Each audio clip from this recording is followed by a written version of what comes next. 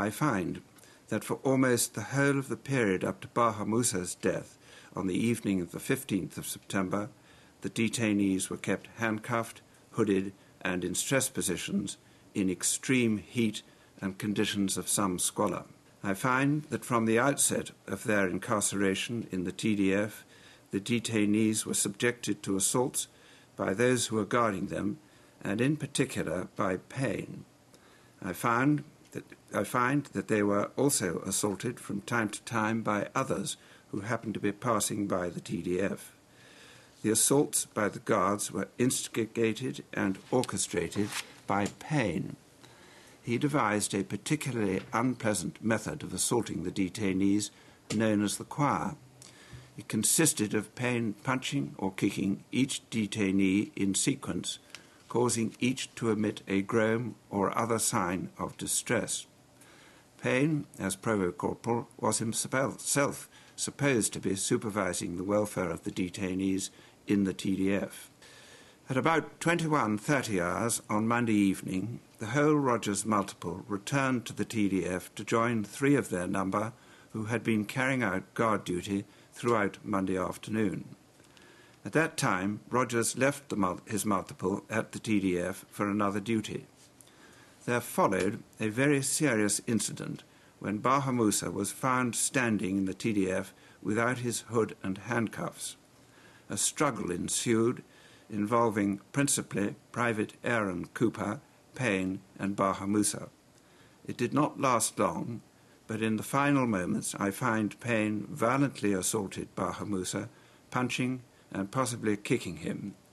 This ended with Baha Musa lying inert on the floor of the TDF. The regimental medical officer was summoned, but despite attempts to resuscitate him, Baha Musa was pronounced dead at 22:05 hours. A subsequent post-mortem found that in the course of his detention in the TDF, Baha Musa had sustained 93 separate external injuries.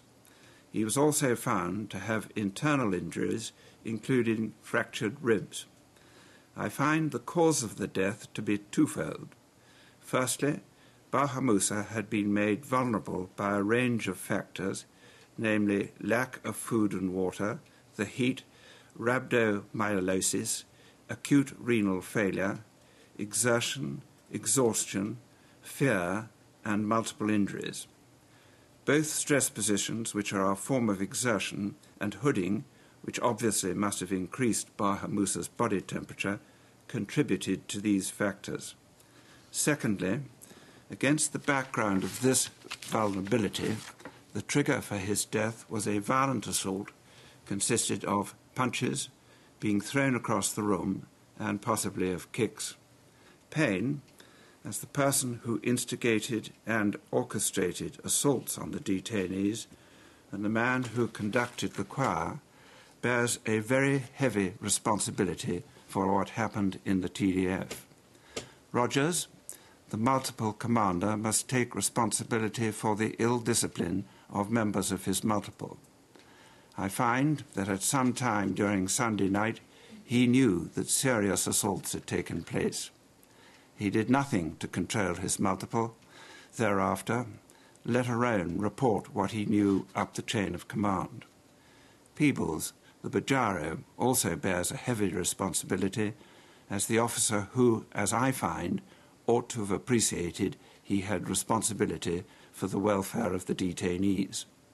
I find that during the course of the time leading up to Baha Musa's death, he became aware that the detainees had been assaulted, and on any view he ought to have put a stop to hooding, stress positions, and tactical questioning long before Baha Musa's death. Finally, I draw attention to the responsibility of Lieutenant Colonel George Mendonça, the commanding officer of 1 QLR. I acquit him of knowledge of the beatings carried out on the detainees in the TDF in the 36 hours up to Baha Musa's death. But I find, as commanding officer, he ought to have known what was going on in that building long before Baha Musa died.